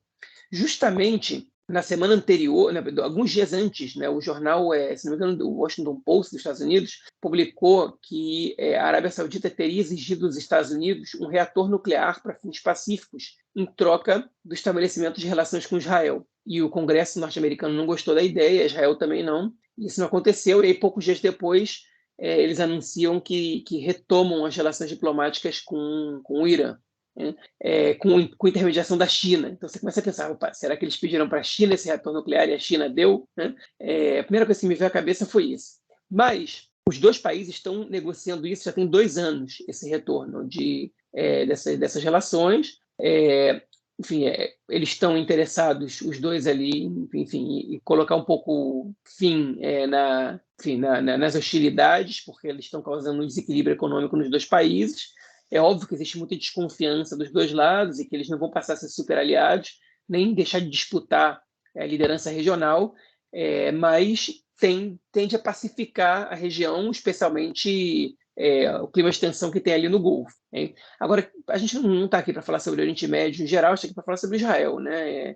E agora, como é que Israel reagiu? Se, por um lado, os Estados Unidos elogiaram essa medida, dizendo tudo que é para contribuir para a paz, a gente apoia, e isso vai trazer a paz para o Iêmen, a gente está a favor. Israel, enfim, os Estados Unidos não podia muito emitir uma declaração tão negativa em relação a isso, mas Israel não gostou. Ele disse que viu com preocupação isso, etc, etc. E vai ver com mais preocupação ainda quando os Emirados Árabes e o Bahrein também estabelecerem relações com o Irã, porque é o que aparentemente vai acontecer nas próximas semanas. As negociações também estão em curso. O governo Netanyahu, fontes do governo Netanyahu, culparam o governo Bennett, porque essas negociações teriam começado durante o governo Bennett. Eles falaram, um governo fraco que permitiu que aquilo acontecesse. O Bennett e o Lapid culparam o Netanyahu, falaram, Israel está tão isolado, vocês estão brigando tanto com os Estados Unidos, construindo assentamento e tal, que vocês afastam qualquer possibilidade de trazer a Arábia Saudita para o nosso lado. Hein? Agora, o fato é que Israel não poderia ter feito nada para evitar o que aconteceu. Absolutamente nada. Hein? essas relações entre os dois países, elas estavam sendo negociadas com intermediação da China, que tem interesses também no Oriente Médio, especialmente a energia da China. Cerca de metade do fornecimento de energia chinês é de petróleo e gás comprado do Oriente Médio. Então, eles têm muito interesse econômico na região. Não só econômico, né? A China está tentando ter interesses, está estabelecendo, enfim, relações políticas em praticamente todas as áreas do mundo. Hoje em dia, a grande maioria dos países do mundo já tem a China como principal parceiro comercial. E, enfim, e é natural que isso aconteça também por aqui. Mas o negócio é que isso passou por baixo do radar de Israel, porque Israel não tinha como interferir, como evitar que isso acontecesse. Israel não tem influência sobre o que a Arábia Saudita faz ou deixa de fazer. E os próprios Estados Unidos tinham pouca influência no que ia acontecer. Eu acho que eles, na prática, também não era do interesse deles que isso estivesse acontecendo. Mas o fato é que isso enfraquece a posição de Israel, que estava se fortalecendo no Oriente Médio, enfim, porque Israel se aproveitava da situação de inimizade comum de alguns países com o Irã para poder construir pontes e se aproximar desses países, como fez com os Emirados Árabes Unidos e como fez com o Bahrein, e como trabalha junto com o Egito e com a Jordânia também, que são países com quem Israel já tem relações há mais tempo. Agora, né, com essa mudança um pouco no panorama, isso pode mudar. E, enfim, Israel, o plano do Netanyahu, na verdade, né, de mostrar para o mundo como você não precisa de paz com os palestinos para fazer paz com outros países árabes, ele ganhou uma pedra no caminho aí, porque, enfim, se o Irã era a ferramenta, a arma que ele tinha na mão para poder se aproximar desses países, por exemplo, a Arábia Saudita, que era o principal objetivo do Netanyahu nesse aspecto, agora você já não tem essa ferramenta importante na mão, né, que é a insatisfação com o Irã e essa aliança anti-Irã. Então, para os planos de Netanyahu, essa é uma notícia ruim. Para o Oriente Médio, eu não sei, pode até ser que seja, pelo menos a curto prazo, eu imagino que vai ser bom. Isso vai evitar algumas hostilidades, mas enfim, vai saber. Eu acho que você tocou numa questão que você colocou, né, que é fundamental, que Israel não tinha nada o que fazer a respeito disso, né? Eu acho que é isso que, enfim, os governos os políticos com eles acusando um ao outro, mas enfim, não é. Israel não tem controle sobre tudo que acontece aqui e está perdendo parte do seu protagonismo, né? O Irã está fazendo, desde que o Trump saiu do acordo da negociação, né, para o acordo aí de controle do programa nuclear iraniano, o Irã continuou desenvolvendo a sua produção, sua produção nuclear e tá aí. Na verdade, assim, toda semana a gente ouve aqui em Israel que daqui a 2 semanas o Irã vai atingir o mínimo necessário para ter uma bomba atômica, né? Sempre daqui a 2 semanas. Isso já tem uns 2 anos. Mas enfim, é alguma coisa que vai acontecer em algum momento, perto, né? Israel não teve nenhum controle sobre isso. Lembrando que o Netanyahu foi a favor da saída do governo Trump ele era primeiro-ministro na época, ele foi a favor da saída do governo Trump do acordo com o Irã na época, né? Que aí ficou só a União Europeia, a Rússia também ficou, não me lembro se a China estava no acordo, mas enfim, os Estados Unidos saiu, que fez com que muita coisa andasse para trás. E eu acho que é realmente uma questão muito interessante que vai acontecer, principalmente porque a gente sabe da relação que o Irã tem com o Líbano, né? Como é que o Irã tendo um trânsito mais fácil pelo Oriente Médio, pelo Golfo Pérsico ali, né, tentando ter uma possibilidade, enfim, de caminhar mais facilmente pelo Oriente Médio, o que isso pode influenciar na política libanesa, no controle do Hezbollah, que, obviamente, tem um controle, tem uma ligação direta aqui com Israel. E aí a gente emenda na nossa próxima notícia do bloco, que foi sobre um atentado que aconteceu no Tzomet Megiddo. Megiddo fica lá no norte de Israel, perto perto de Jenin, na região de Jenin, mais ou menos, né, da Cisjordânia. Tem uma série de kibbutzim ali, perto de Afula, né, tem a cidade de Afula, tem a cidade de Nazaré também, um pouco próximo. Enfim, é uma região a porta de entrada do vale do Jezreel, né? Isso. Como é que fala? Jezreel. Okay. Emek Israel, é o vale Sim. do Jezreel. Entendi. Enfim, uma bomba explodiu, né, nesse cruzamento, né, que é o Tzomet Megiddo, o cruzamento Megiddo, que na verdade é onde também a relação bíblica de Megiddo, que é onde seria o Armagedon, né, que é Armagedon de Megiddo, né. Foi isso, uma vez eu vi esse comentário, eu não sei nem se é correto. Mas, enfim, É verdade, é verdade. É uma seria interpretação bíblica. É uma isso, interpretação bíblica. A palavra Armagedon vem de Ar Megiddo, que é Monte Megiddo, que é lá, seria ali que vai acabar o mundo, é isso? segundo os cristãos. Dos cristãos. Ok, então. Enfim, estourou uma bomba ali essa semana, uma bomba que feriu um cidadão árabe de Israel, e chamou muita atenção das autoridades e dos militares, porque é uma bomba que ela não é de característica palestina, vamos dizer assim. Não é uma bomba que ela geralmente é fabricada ou na Cisjordânia ou em Gaza, e sim uma bomba que o exército israelense ele teve muito contato, teve muito conhecimento quando havia confronto e havia presença militar israelense no Líbano. Ou seja, foi uma bomba que foi plantada por infiltrados em Israel, libaneses se infiltraram, possivelmente membros do Hezbollah, se infiltraram em Israel, atravessaram a fronteira no norte, chegaram até Meguido, que fica bem distante, né, da fronteira norte de Israel, assim, realmente não é perto, tiveram que dirigir bastante, caminharam, não acredito, mas enfim, dirigir bastante para chegar até lá, e colocaram uma bomba e a bomba explodiu. João, para começar, assim, uma falha total, né, do sistema da segurança, né, do exército israelense, de não ter controlado, não ter impedido, né, que terroristas do Hezbollah entrassem em território israelense,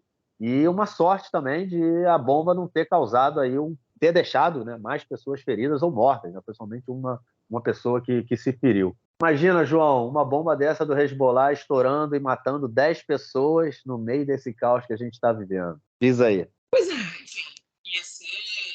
Imagina agora Israel ter que atacar o Líbano, né? E Israel vai ter que atacar o Líbano. Vai dar merda. Israel vai ter que atacar, né? Porque Israel nunca deixa essas coisas barato. Vai ter que responder qual vai ser a resposta. Pois é, eu também quero saber qual vai ser a resposta. Então, o Yoav Gallant, que é o ministro da Defesa, disse que estão preparando uma resposta, a resposta vai vir, vai ser uma resposta forte, isso e aquilo. E, enfim, essa aqui, que resposta que vai ser essa, né? Eu não quero nem pensar, na verdade, eu não quero pensar no que vai... Pegou de calça riada total. Pois é, uma falha da segurança tremenda, né? Os caras conseguem cruzar a fronteira assim, explodir uma bomba. Eles pegaram os terroristas, né? Pegaram os caras e prenderam. Pegaram perto do Tzamet Admit, né? Que é um kibbutz que fica bem na fronteira com o Líbano na parte central. Mas, enfim, negócio complicado mesmo. Não é brincadeira o que aconteceu, não. Agora, o Exército até agora está tentando entender onde é que eles falharam e estão pensando no que vão fazer para responder. Agora, essa resposta, vou te falar, cara, me deixa preocupado, porque a gente não está muito em condição de entrar numa guerra com o Líbano agora, não é um bom momento. Enfim, o que os reservistas vão fazer? Eles vão confiar que esse governo está fazendo essa guerra por razões genuínas, né? É um momento muito ruim para você ter uma tensão desse tamanho, né? Falo isso, tipo, pensando na cidade israelense, né? Nem pensando nos libaneses, que vão ser quem normalmente são quem mais sofre com essa tipo de situação. Enfim, muito complicada a situação. O Líbano se aproveitou da fraqueza, da debilidade do governo israelense atual, e o Líbano não, né? O Hezbollah, no caso, e mandou ver. A verdade, ainda não se sabe exatamente se foi o Hezbollah ou se foram milícias palestinas, mas pela complexidade, eu acho que é muito pouco provável que não tenha sido o Hezbollah. Enfim, vamos ter que esperar para ver. Muita cautela, eu espero, das Forças Armadas israelenses agora na hora de fazer uma contração. Pois eu acho que é muito difícil, né, imaginar uma resposta, né? Aquele tipo de coisa, cara, que é subir muito na árvore, né? Eu acho que o que eles fizeram já foi tipo, subiu na árvore numa altura bem razoável, já que dá para machucar. Se Israel subir mais, e, enfim, tem o pânico, né? Assim, o que todo mundo fala é que o arsenal, né, do Hezbollah é realmente assustador, né? Chega a Tel Aviv com facilidade, não são os mísseis do Hamas, né, que não tem pouca como é que chama? Precisão, né, que não são tecnologicamente bem desenvolvidos. Os mísseis do Hezbollah são diferentes, né? Inclusive tem muita tecnologia iraniana também e tudo mais. Não, uma quantidade, os caras apertam um botão e tá chovendo foguete em Israel inteiro. Israel, Até Eilat os caras têm foguete para lançar. É uma parada, então realmente preocupante demais, né? E a última guerra que teve, né, no Líbano em 2006, foi uma guerra que Israel saiu muito mal da guerra. Então, acredito que não seja o interesse de ninguém. Mas eu acho, cara, que um cenário político, caso uma guerra dessa história, é a formação de um governo de união nacional, tirando aí os setores ultra-radicais, e pode ser a salvação de tudo, cara. Quer dizer, o início da guerra, né? Mas a salvação do resto, né? Tira o Ben-Gvir para essa reforma. Será? Eu não sei se estou disposto a pagar esse preço, não. Acho que dá para Não, ser, nem dá eu. para ser Nem eu. diferente. Não, mas é só uma suposição, tipo, porque a gente, geralmente isso aconteceu em várias. Eu falei isso porque me veio à cabeça, na verdade, a Guerra dos 6 Dias, né, que era o partido Avodá, né, na direção do país. E eles, o Likud entrou, né? Era o Marshall na época, né? Eles entraram no governo na época quando a guerra começou. Foi um governo de união nacional, né? Todo mundo estava no governo, todo mundo entrou no governo. Falou, ó, não tem essa de país dividido, e foi todo mundo para o governo. E foi por isso que me veio à cabeça agora, né? Essa questão, porque eu acho que eu já ouvi isso muitas vezes de israelense, né? Tipo, quando começa a esquentar as coisas dentro da sociedade israelense, né? Não dentro da sociedade israelense, dentro do setor judaico da sociedade israelense, sempre aparece um inimigo externo, né? E muitas vezes é o palestino, para que a gente deixe essas coisas de lado, e todo esse discurso que é feito, né, que somos todos irmãos, né, aquela coisa toda, a gente seja esse discurso e, enfim, os problemas internos judaicos sejam deixados de lado e há aí uma unificação. Eu não acho que, não sei até que ponto um confronto com os palestinos poderia causar esse tipo de reação na sociedade israelense, mas, sem sombra de dúvida, um confronto com o Líbano ele causaria isso, né? Eu acho que um confronto com o Líbano seria forte o suficiente para tipo, opa, para tudo, realmente para tudo, como foi em 67. Essa é a minha comparação. Mas, enfim, eu também acho que estou disposto a pagar esse preço não, né? Vamos ver, eu acho que não sei qual vai ser a resposta e espero que não traga maiores danos. Bom, vamos então à nossa próxima e última notícia do bloco, que é sobre mais uma operação do Exército de Israel em Jenin, que, como eu falei na notícia anterior, é bem pertinho ali do Somer Megiddo, é a cidade palestina mais ao norte da Cisjordânia, né? E fica ali bem na região. E teve mais uma operação do Exército, né? Hoje, na verdade foi na quinta-feira, no dia de hoje, em Jenin, que deixou aí 4 mortos. Troca de tiros, 4 mortos, 4 palestinos mortos. E os soldados, né, na verdade, eram como chama? Infiltrados, né? Tipo o pessoal do Falda, né? Era a mesma unidade. Eles estavam lá, foram descobertos, eles trocaram tiros, mataram 4 palestinos, se esconderam numa loja, né, em Jenin, até que eles foram resgatados aí pelas outras forças, né, que vieram ali para ajudar. Violência continua, hein, João? Mais 4 mortos palestinos.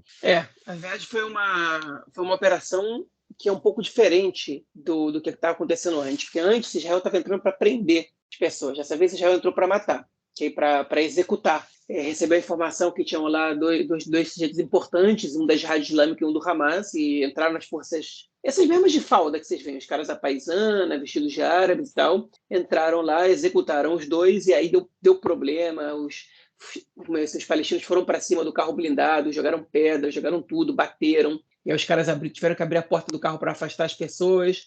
Aí atiraram, mataram 2 pessoas mais, até que chegaram as forças do exército para ajudar, para salvar os espiões, lá, os oficiais, e resolveram a situação. Agora, o Hamas e a Jihad Islâmica prometeram revidar.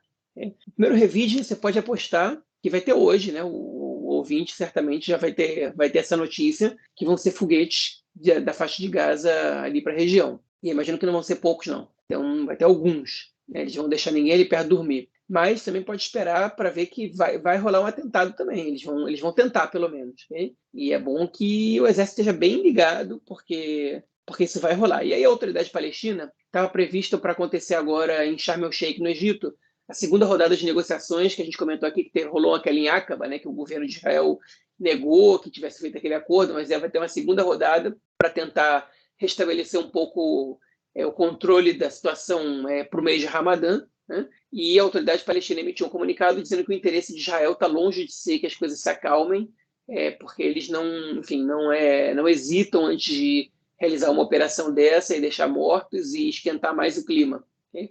E no final das contas, que eles têm razão, né? Às vésperas de Ramadã, você vai lá e toma uma atitude dessa de fazer um assassinato, 2 assassinatos seletivos, né? 2 execuções de terroristas do Hamas na região islâmica, ainda que dentro do imaginário israelense seja praticamente um consenso de que essas ações são justas, né? Que, na minha opinião, é questionável, mas que são justas, e que isso vai evitar outros atentados, etc., vai evitar nada, vai estar esquentando o momento. O timing é horrível, no mínimo o timing é horrível, né? E, enfim, a gente está lidando outra vez com isso. Em Jenin, outra vez, eu vi as cenas, porque foi filmado tudo. Apareceram os caras, igualzinho falda, os caras descem do carro e disparam com armas automáticas contra os terroristas, e depois entram no carro e vão. É tipo um negócio inacreditável. Enfim, aconteceu já. Agora é tentar esperar para que, torcer para que as coisas não saiam do pior jeito, né? Basicamente é isso. É isso. Vamos então ao nosso próximo bloco para ouvirmos o comentário do esporte do camarada Nelsinho Burnes. Manda aí, mestre.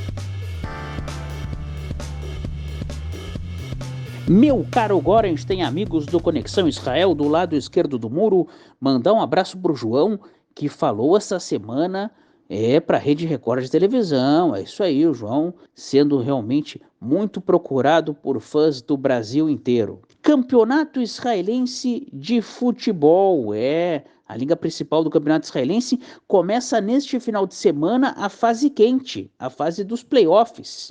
6 times que foram 6 melhores colocados da primeira fase disputam entre si para ver quem vai ser campeão.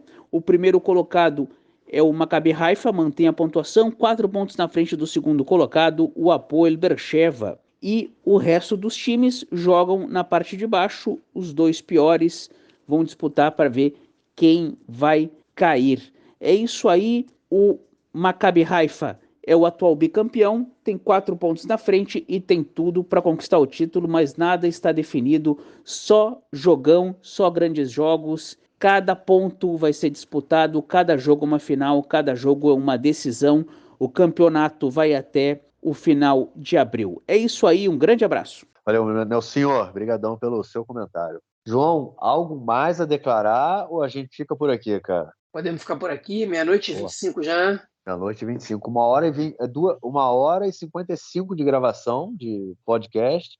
Vamos ver quanto vai ficar na edição. Beleza. Voltamos então na semana que vem com mais notícias, né, cara? Mais notícias. Porque pelo menos acho que no período próximo vai ser difícil a gente ter notícia boa. Mas vamos aí, a luta continua. Quem sabe? Domingão, sabadão, estamos aí na rua como toda a galera. Forte abraço, João. Valeu, um abraço. Tchau, tchau.